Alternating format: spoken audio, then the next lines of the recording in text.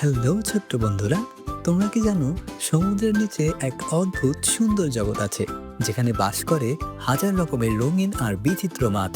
তাই আজ আমরা চিনব বাংলা ও ইংরেজিতে 20টি দারুণ সমুদ্রের মাছ। তো চলো আর দেরি না করে ডুব দেই সমুদ্রের গভীরে।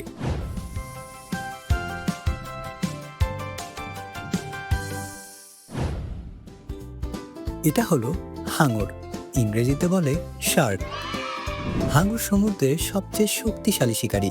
এরা খাদ্য শৃঙ্খলের রাজা। এদের দাঁত পড়ে গেলে আবার নতুন দাঁত গজায়।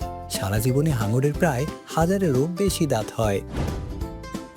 এটা হলো টুনা, ইংরেজিতেও বলে টুনা। টুনা মাছ ঘন্টায় 70 কিলোমিটার পর্যন্ত সাঁতার কাটতে পারে। এটি সমুদ্রের দ্রুততম মাছদের একটি।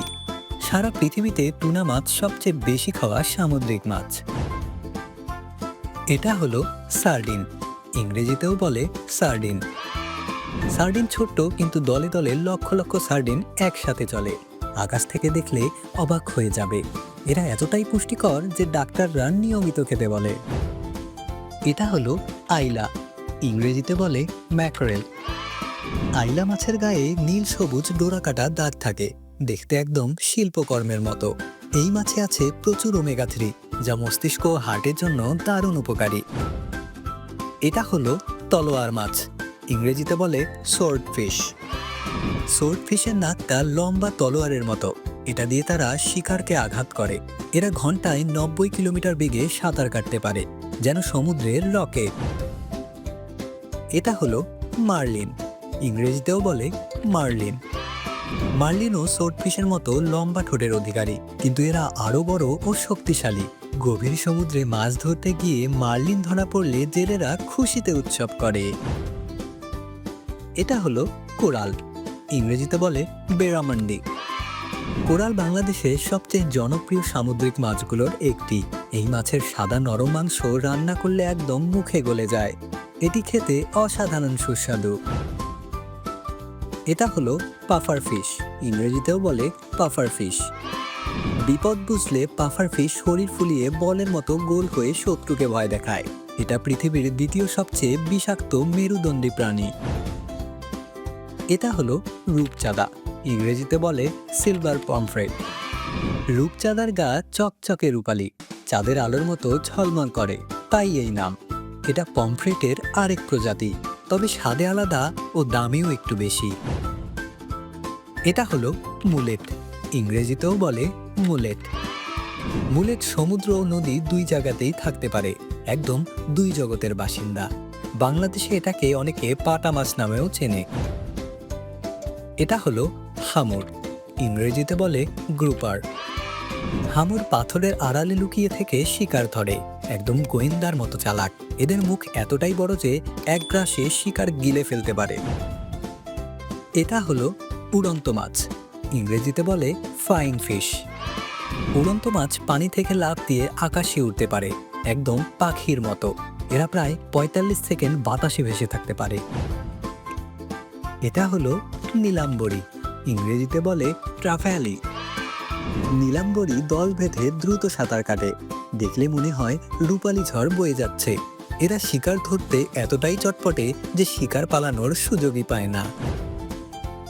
এটা হলো সুরমা, ইংরেজিতে বলে কিং ম্যাকারেল। সুরমা সাধারণ ম্যাকারেলের চেয়ে অনেক বড় ও শক্তিশালী। এরা প্রায় 1.5 মিটার পর্যন্ত লম্বা হতে পারে, বিশাল আকারের মাছ। এটা হলো ফ্লাউন্ডার, ইংরেজিতেও বলে ফ্লাউন্ডার। ফ্লাউন্ডার সমুদ্রের তলায় সমতল হয়ে শুয়ে থাকে, একেবারে বালির সাথে মিশে যায়। এদের দুটো চোখই মাথার এক পাশে থাকে, তাই দেখতে খুবই অদ্ভুত লাগে। এটা হলো হ্যালিবার্ড, ইংরেজিতেও বলে হ্যালিবার্ড। হ্যালিবার্ড পৃথিবীর সবচেয়ে বড় সমতল মাছ, ওজনে 300 কেজি পর্যন্ত হতে পারে। এটাও ফ্লাউন্ডারের মতো সমুদ্রের তলায় লুকিয়ে শিকার করে।